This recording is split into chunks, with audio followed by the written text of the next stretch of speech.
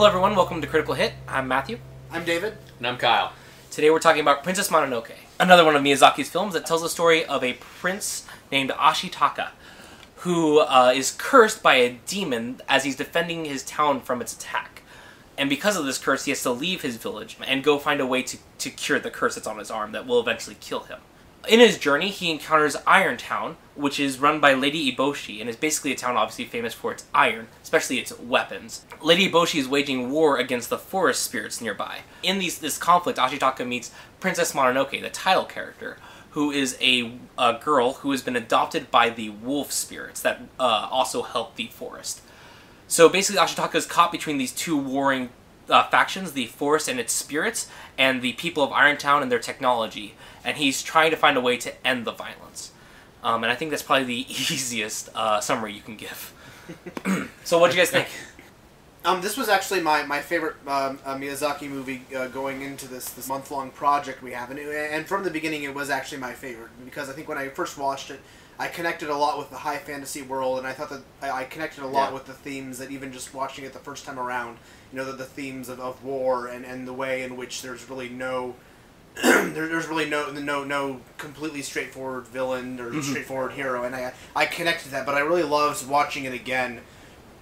And I think we were able to recognize a lot of the deeper themes and sort of give that a lot more substance. For me, this was the first Miyazaki movie that I had ever seen, and I saw it back when I was in high school, and so I was in a group of high school guys, and this is probably the only Miyazaki movie that a group of high school guys could all watch together.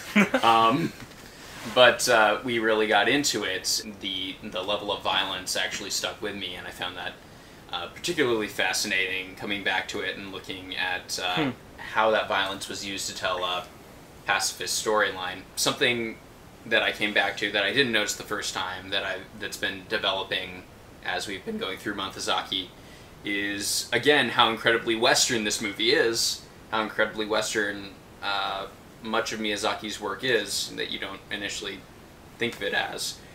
You see elements of even Western works like The Jungle Book and a lot of Western philosophy poking its head in here. And it's really interesting seeing how he synthesizes this into a really unique story about war and pacifism.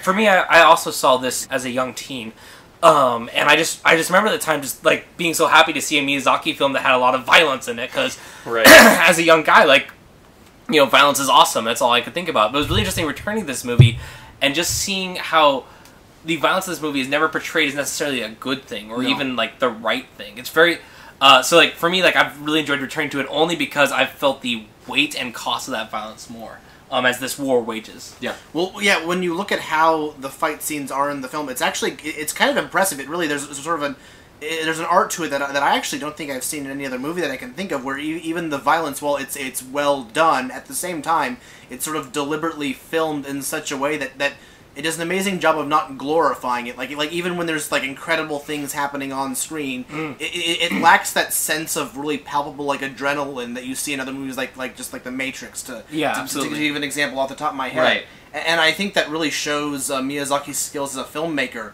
that he was able to portray these fantastic things going on, and yet remove the glorification that it almost seems like it has to be inherent to what you see, but he found a way to get around that. Yeah, right. It's really interesting because he does, he's doing gore just about as well as someone like Tarantino does, but it's a very different kind of expression that's going on there. Yeah. And you think about some of the ways in which he manages to use this really, really well done fighting styles that he has in this movie.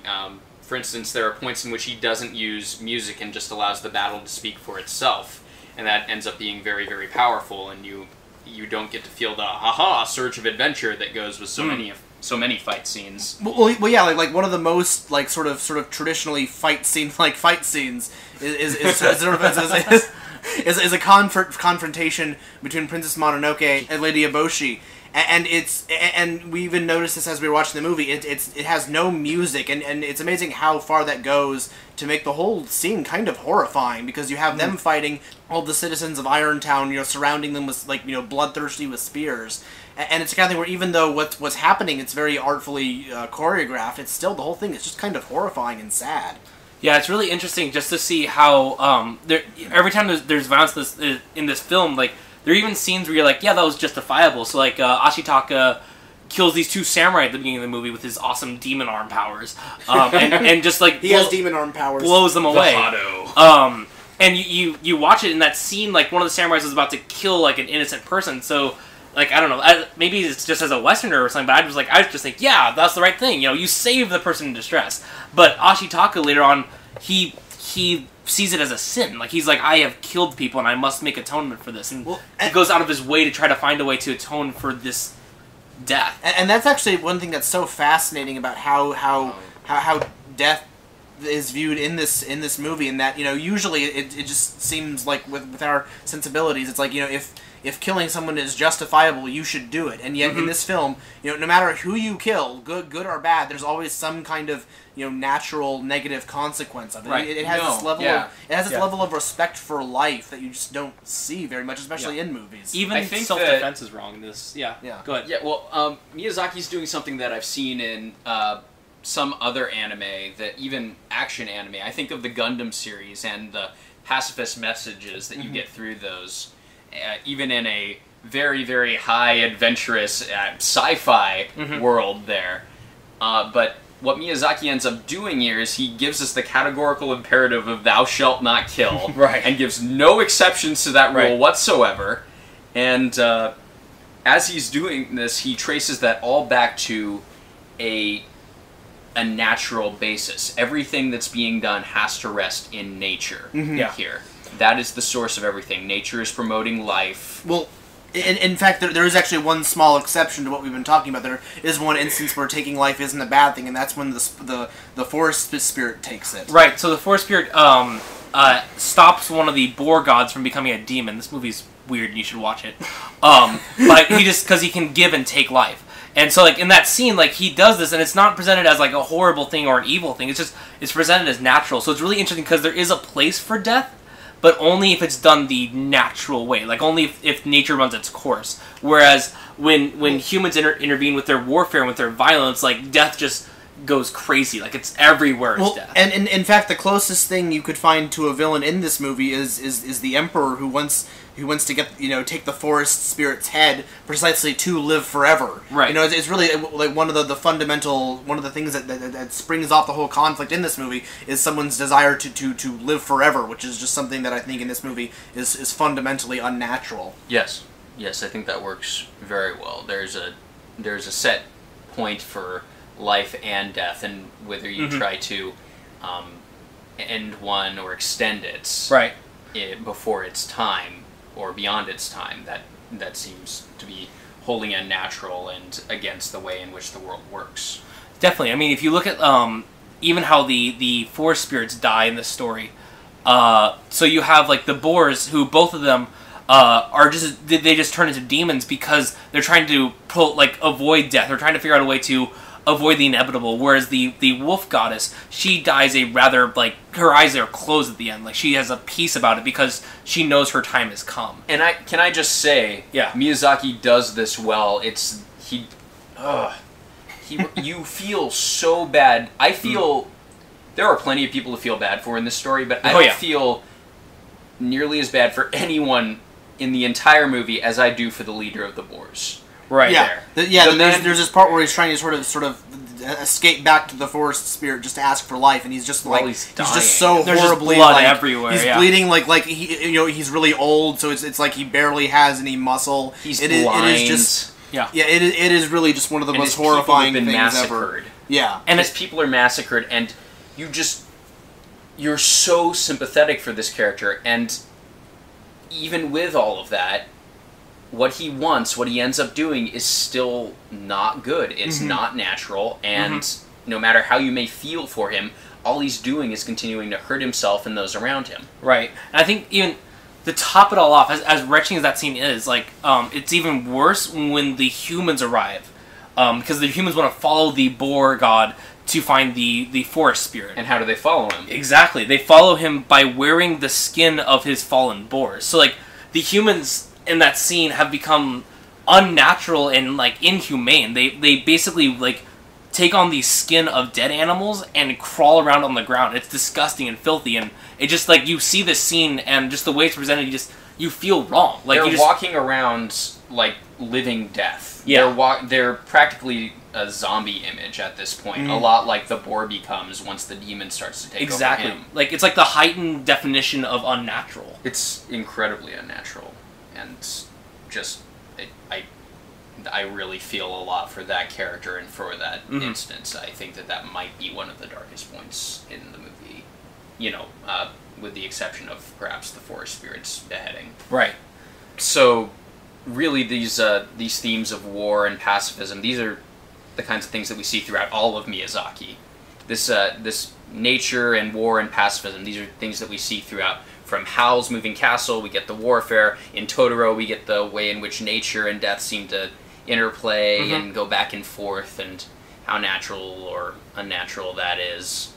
There's a lot to... This seems to be the one in which he focuses the most on it, because it's much more an action film than any of the others. Yeah. But it is interesting that we can see this throughout all of his thought.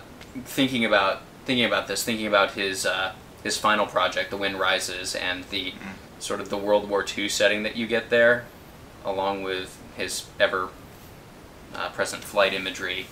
It'll be very interesting to see how this continues in his work. It'll definitely be interesting to see how the overbearing like destruction and death of warfare is told in a World War II story. Yeah. Well, yeah. I mean, and I think it's just really fascinating. When we look at this film, out of all the films I think he's released so far, not counting The Wind Rises, this is the one that's most about warfare, and yet it's also the one that's most expressively pacifistic. And certainly. So it'll be interesting to see how the themes in this movie do compare to The Wind Rises. Yeah, that'll be interesting. Though there's a way in which one is going to be more close to home because it's slightly more our world. So I'm curious to see if that magnifies the themes or in some way detracts with the familiarity. If the fantasy was there to amplify these, or if both can do it just as well. But I mean, anyways, do we have any final thoughts on this project? You want to go for it? Oh well, going into this month, this was my favorite Miyazaki movie, and I feel like it's a little hard to still comment on that with the other great films that we've watched and analyzed.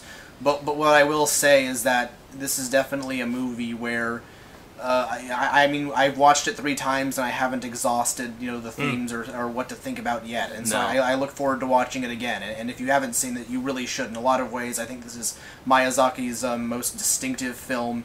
It's really, I think it's in a lot of ways, I think it's his most accessible one. And so if you haven't really watched this, you really should.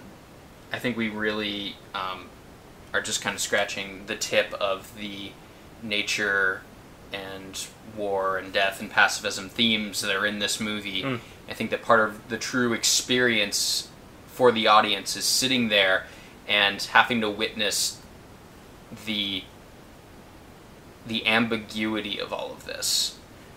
Having to sit there while knowing that, no, the right thing to do is to defend these people, and then have the constant, but death is bad, always, being thrown in your face, and just not being able to avoid that. I think that experience is something that the audience member someone has to go through themselves to actually understand this movie. And maybe to understand war as well. As for me, I disagree with you guys. Like, I think there's so much in this movie that we would never have enough time to discuss it all. But I will say that on the subject we talked on, it's so interesting to see how life and death can have a balance, but war, and even I would say the technology that mankind makes to upset nature, bring an unbalance and upset the way that it's supposed to be. It seems to be Miyazaki's his flag of pacifism, if I dare say so. Like his call to say we need to figure out a way to settle things without bloodshed because death is wrong. All right, guys, thank you for joining us this week. Be sure to join us next time when we discuss The Wind Rises.